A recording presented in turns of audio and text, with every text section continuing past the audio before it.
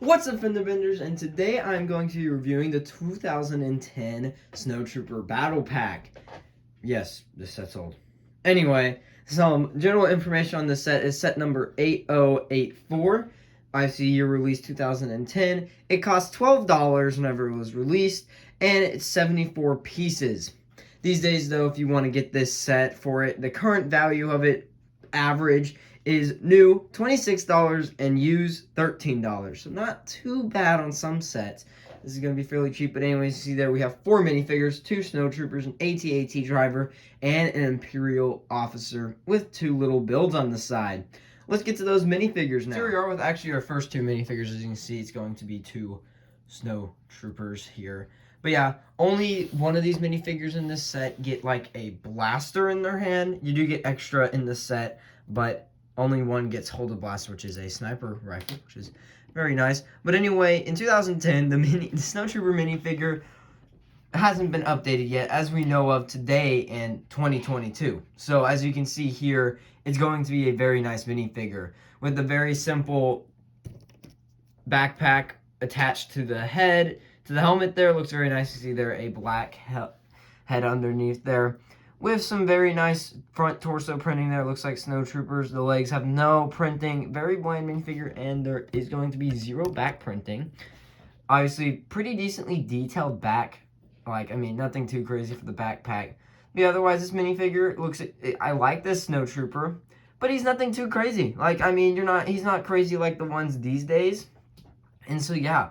Anyway, let's go to our next minifigure now. Our next minifigure is going to be the Atat Driver, which this is in his before gray times. This is whenever he's still white coloring. And I like this Atat Driver. He's very nice. I like him. You got plenty of detailing on the helmet for 2010. Nothing too crazy, as you'll see there underneath there. It is still a black head for the trooper.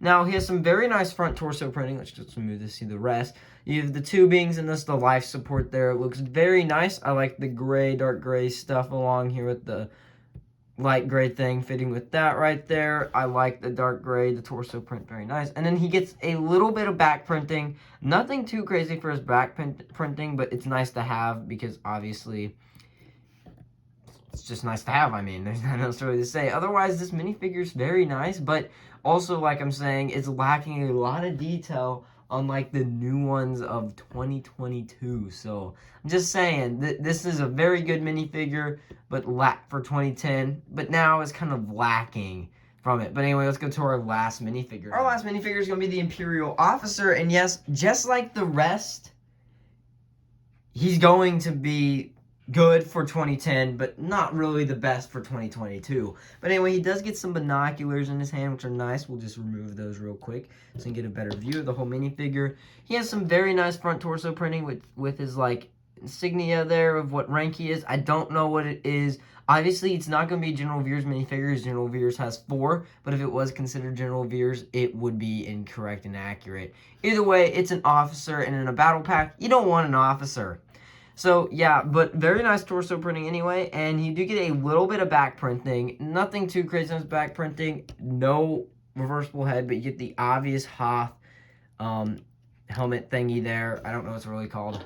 I call it the helmet because that's what it is. I like his face print, very nice and smug, but not like a named character face. So, very nice indeed, and I do enjoy it.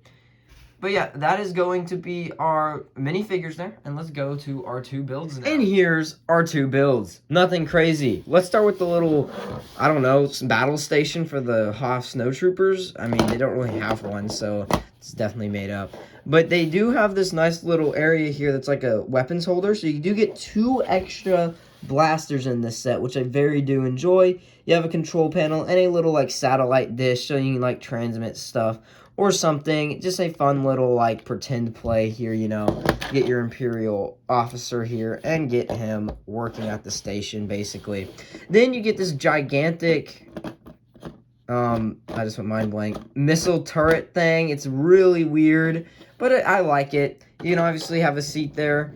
It can rotate 360, and then you have this gear here that can rotate it like that. So can you shoot at the ground in front of you and up above and back. Obviously, it can turn, and it does have a missile. I will note that's supposed to be a dark gray piece. I could not find the pieces. I have had this set, and it's old, so that's the point. Obviously, in the box, and you'll see on the instructions if you ever get this set, it does show you this Atat Driver piloting it.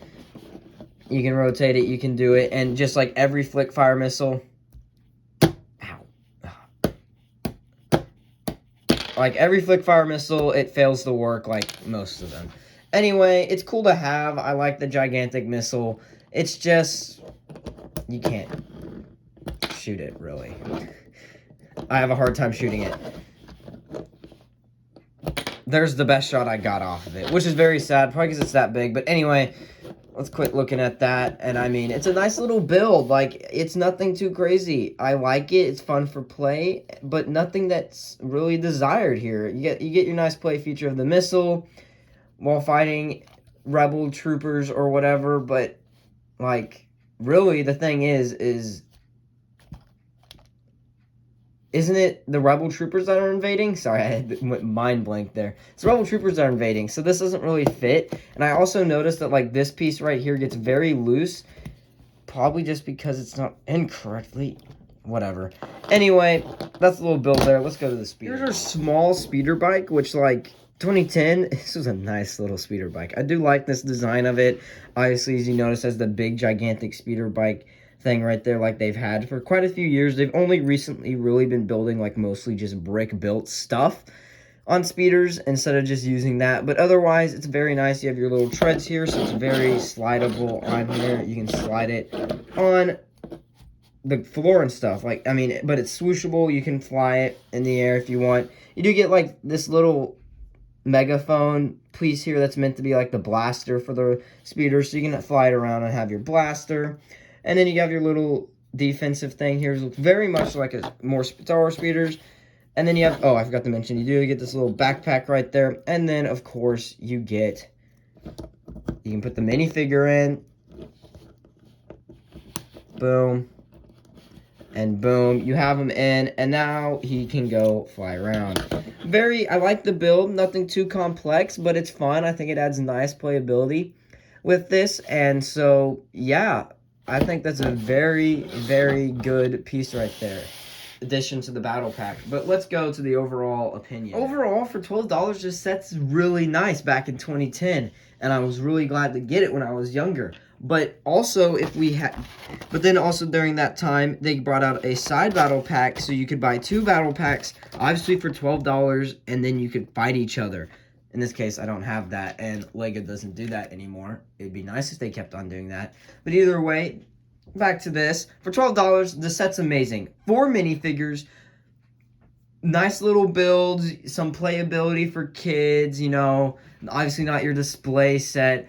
These days, though, it's not too high in value, so if you do want to get one, you do have to swallow that price tag of pretty much a little bit higher if you want brand new, but it's really not that bad if you really want this nostalgic set.